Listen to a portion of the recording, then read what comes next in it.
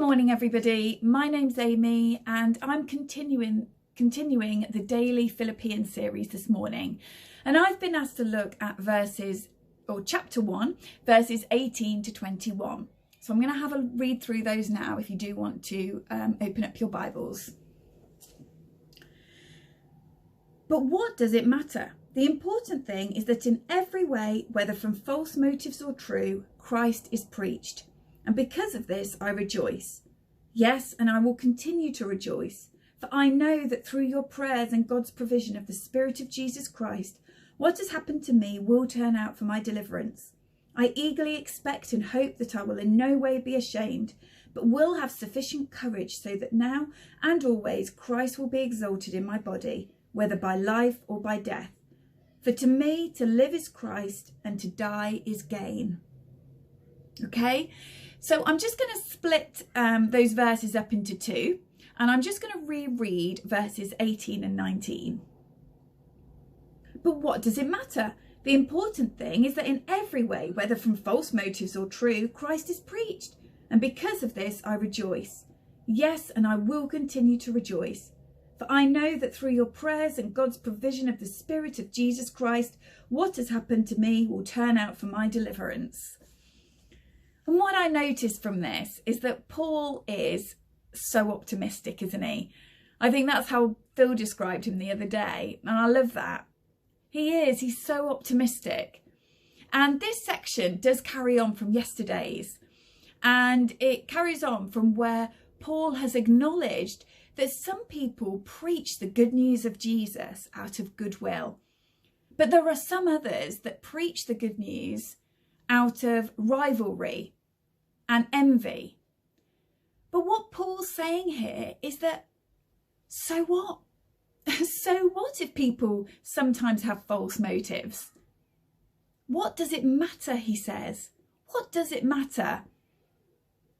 People have different motives. If Christ is proclaimed, then that's the main thing.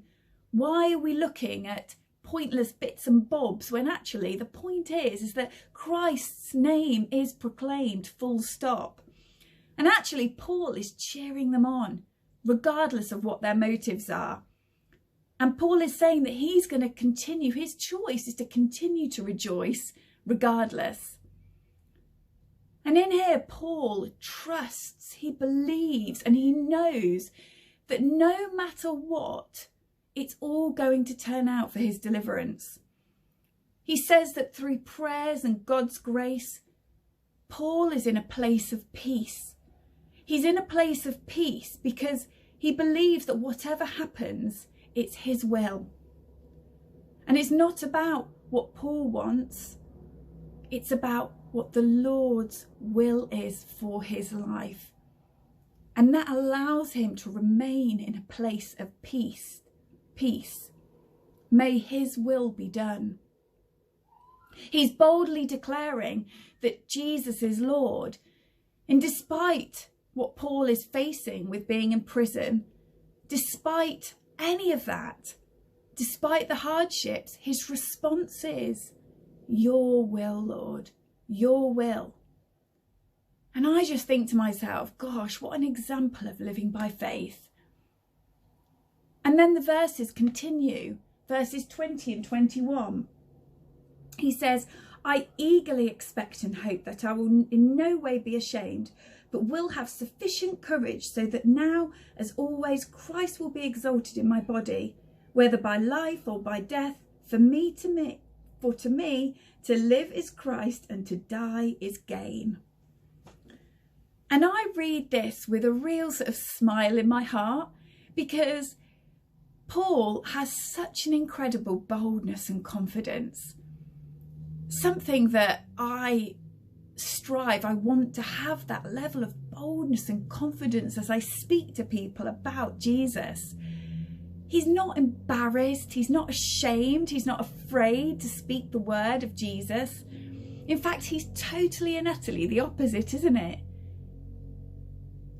He wants the Philippians to have that same level of confidence, that same level of boldness that he is, the way that he is speaking about Jesus. It's this sort of passionate contagious spirit, isn't it, that he's got? Paul could make excuses, really, couldn't he? Let's be honest. He could make excuses left, right and centre about why he shouldn't proclaim Christ's name. And, you know, at the end of the day, he's in prison. He's in difficult circumstances. He could just sit there and just ride it out and wait until he came out of prison. But actually, he's not seeing it as a limiter. He is seeing this opportunity as an opportunity. In the Message version, not Paul, but in the Message version, they've put it like this. I can hardly wait to continue on my course. I don't expect to be embarrassed in the least. On the contrary, everything happened to me in this jail only serves to make Christ more accurately known. Regardless of whether I live or die, they didn't shut me up. They gave me a pulpit. Alive, I'm Christ's messenger. Dead, I'm his bounty. Life versus even more life. I can't lose. I mean, it's just fantastic. He's not seeing it as a limiter. He's seeing it as an opportunity. And this is such bold faith. And actually, I look at us and I just think, you know, we are restricted at the moment. We've spoken about it. We've discussed it. We know where we're at. We are more restricted. And for some people, it's more difficult than others. And I recognise that. But how about if we saw this as an opportunity too? So we're restricted a little bit like Paul, obviously not quite as in such difficult situation probably, but you know, instead of being confined to our house and just waiting to ride all of this out, what if we saw it as an opportunity to give Jesus a pulpit too? Whilst we're more restricted, are there opportunities to magnify Jesus's name through us and through our actions? Maybe we just need a little bit of Paul's boldness and confidence too. I wonder if there's just one thing that you might be able to do today that's maybe a step out of your comfort zone. Something a little bit bold, something a bit courageous, just feeling slightly uneasy about it. But actually deep down, you know that it'd just be such a great thing to do, a great action to take. And actually, we don't need to worry about what other people are doing, really. You know, we all have different strengths, we all have different giftings, we all have different ways of doing things. And actually, being bold doesn't mean being big. Actually, bold in the Greek means to shun fear, to take courage. So whether it's a small thing, or whether it's a bigger thing, it doesn't really matter. It's a step of faith. It's a courageous act. It's a bold act. It's a Paul act. It's something great for the kingdom and something great to lift Jesus's name up high in our communities, I think. So I'm going to task you with that today. I hope you've enjoyed that. I want to thank you very much for listening. And it would be great if you do something, you know, pop it on Facebook, let us know what you did, and just go for it, guys, and enjoy. God bless you all. Stay safe.